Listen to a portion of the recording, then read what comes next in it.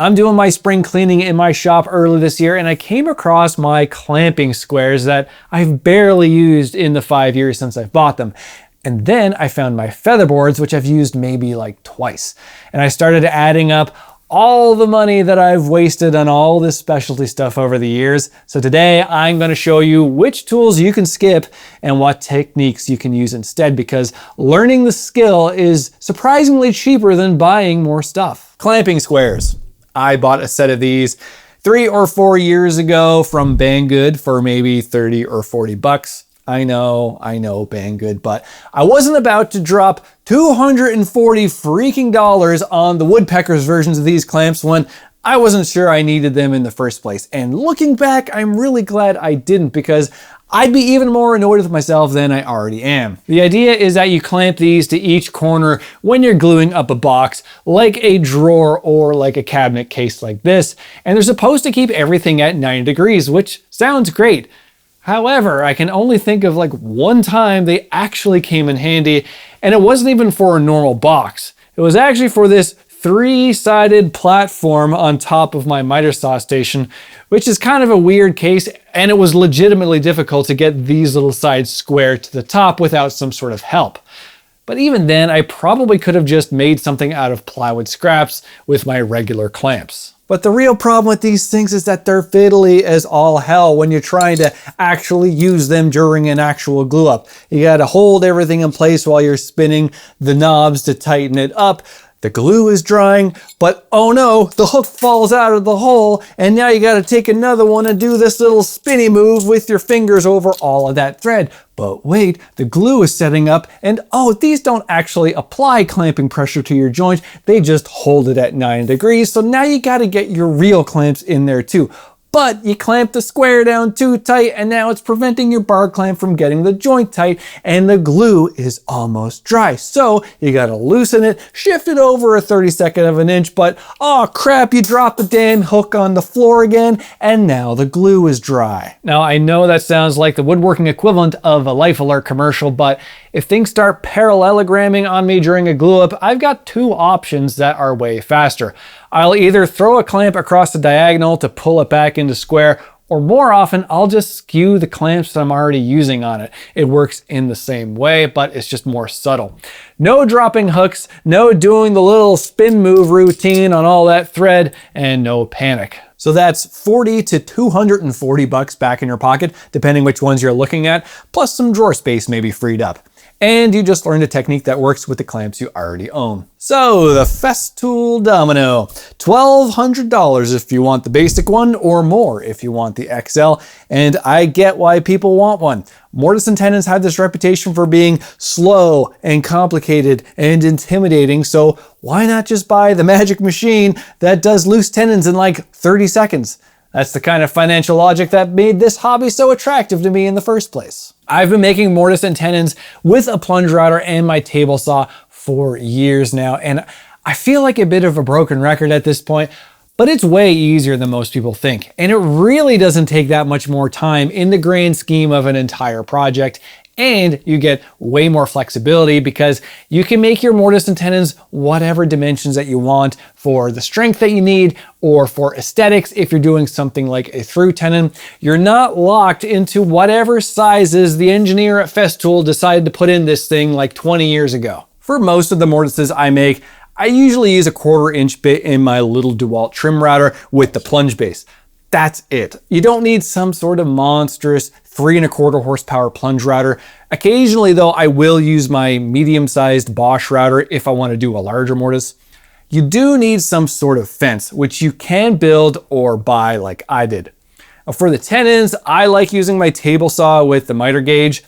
You don't even need a dado stack if you don't have one. You can do something like the speed tenon method, which I like a lot, or if you don't want to do that, you can just nibble away at it with a regular sized blade. If I've got a lot of mortise and tenons to do that are all exactly the same size, I will usually do the slip tenon method, which you make mortises in both pieces, and then you make a big long tenon stock that you can chop into smaller tenons.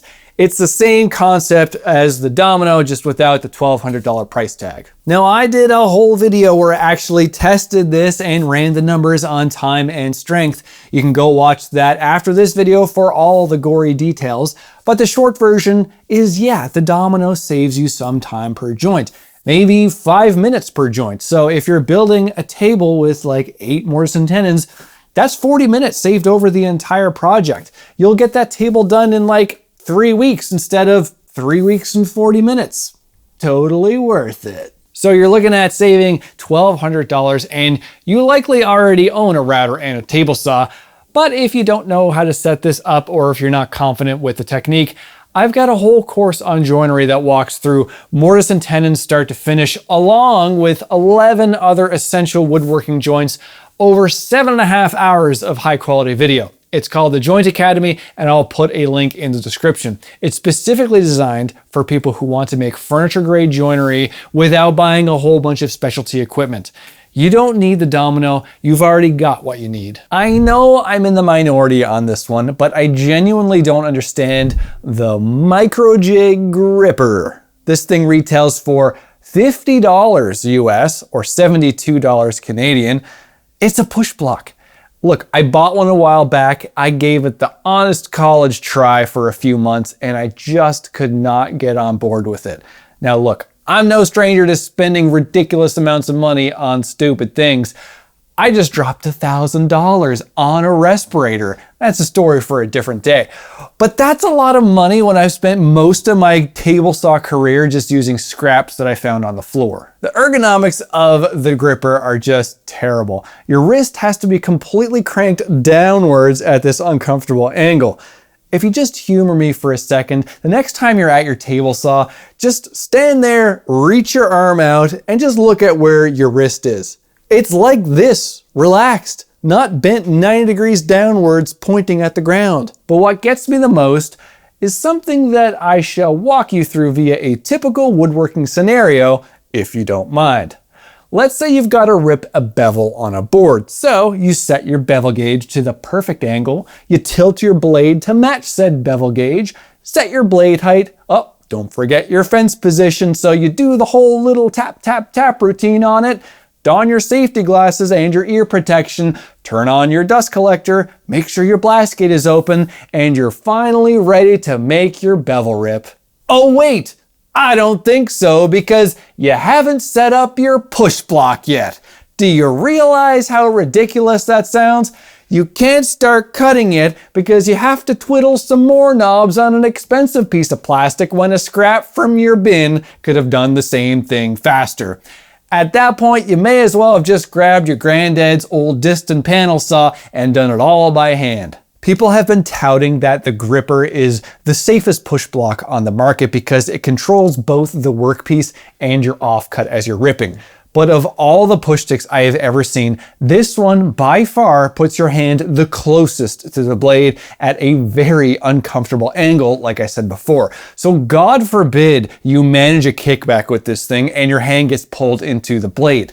If you think that that little bit of expensive plastic is going to prevent those carbide teeth from reaching your hand, and think again. I used to use simple homemade push sticks in this style. I used to like having one in each hand for max control, but then I started gravitating more towards this style push stick.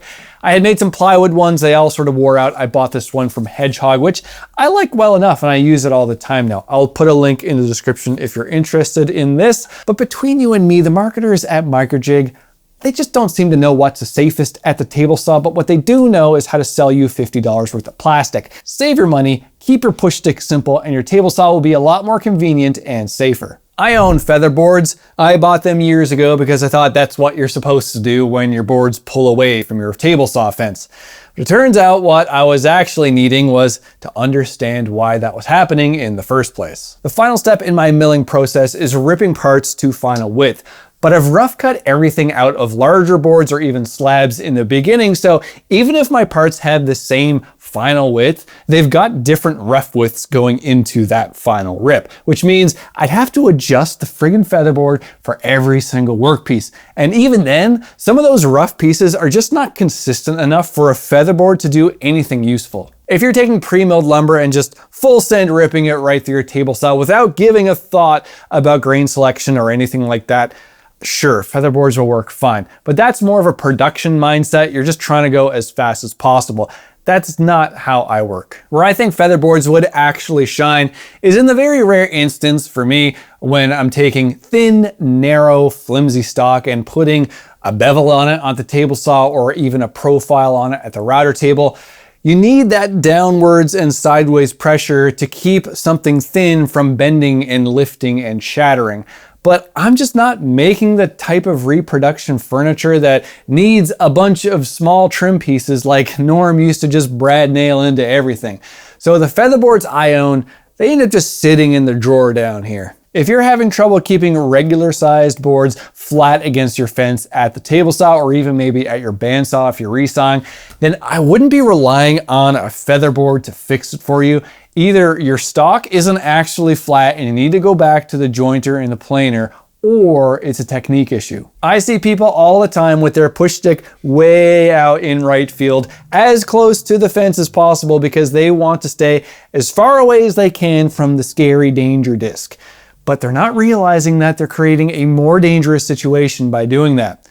All of the force from the saw is happening at the blade. If you're pushing from way off to the side near the fence, the board just naturally wants to rotate and pull itself away from the fence, and that is a recipe for kickback. Put your push stick as close to in line with the blade as possible without actually cutting into it. The board just simply doesn't want to rotate if you do that. It's way easier to control and you don't need featherboards at all. Also, focus your attention not at the blade 100% of the time, but keep an eye on your fence as you're cutting and make sure that your board remains tightly up against it. There's also these things from Jessam called the clear cut stock guides that attach to your fence. They're little wheelie things and they're supposed to help with this. And look, I am one of the biggest Jessam fanboys out there, but since learning about proper table saw technique, I just have never felt the need to buy these. Turns out what I needed wasn't $40 worth of featherboards or $200 worth of stock guides.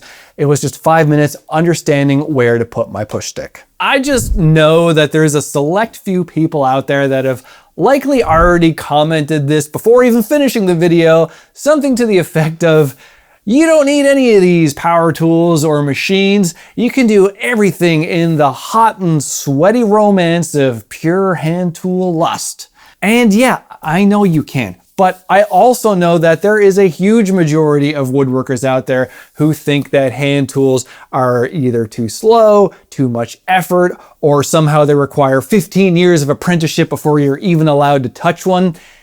I think the root cause of most of these inhibitions comes down to one thing: sharpening. A sharp hand plane or a chisel is an absolute sensation to use, but a dull one is nothing short of frustrating. And people think about sharpening as some sort of big event that needs to be overcome to get back to woodworking.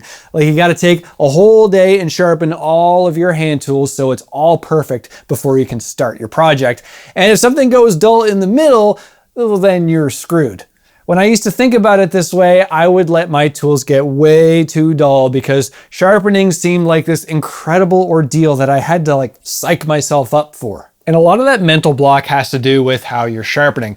For me, when I used to have to jig up my blade in my fancy old Veritas honing guide every single time, that was enough of a reason for me not to want to sharpen. It was just another hurdle between me and actually working. What made me change was boiling everything down to the bare minimum that could get me sharp.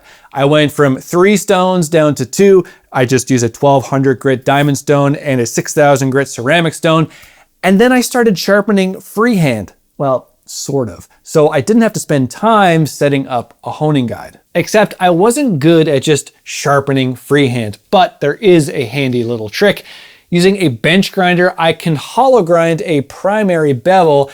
that has a little bit of a radius on my blade. And then when I go to my stones, that radius kind of acts like a little bit of a kickstand that prevents me from accidentally tipping the blade up, rolling over, and destroying my sharp edge because of my lack of muscle memory.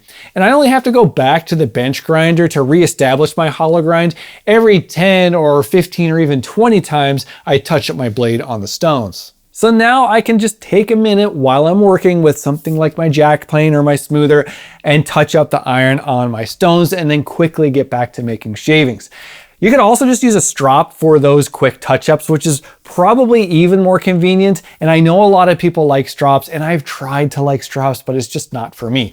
Either way, if you don't let your chisels and your plane irons get way too dull, touching them up is super quick. Once I got over that mental block, hand tools stopped being intimidating. And that's when all of this other stuff opened up. I can joint edges by hand because I can do it better than my big machine jointer can. I can make well-fitting joints using my shoulder plane instead of buying heavy-duty clamps to force things together. I use a smoothing plane that saves me hours of sanding, and I can glue up panels with a proper grain direction and scrub it all flat using my jack plane instead of buying a drum sander. I genuinely believe that sharpening, even if people don't realize it, is the #1 reason they shy away from hand tools. You don't need a $3,000 jointer or a drum sander or to spend hours sanding your projects. You just need 2 sharpening stones and maybe a bench grinder at a bare minimum. That's what can unlock all of this. I've used up all my ranty energy for this video, so I'm gonna call it there, guys. If you want to see more of how I work in my single car garage sized shop, I've got a video on building my evergreen workbench right here. Here's that video on mortise and tenons versus the domino too. And if you found this helpful, I'd sure appreciate it if you interface with the like button and the subscribe button and this new fandangled hype button that I don't even know where it's to or how it works.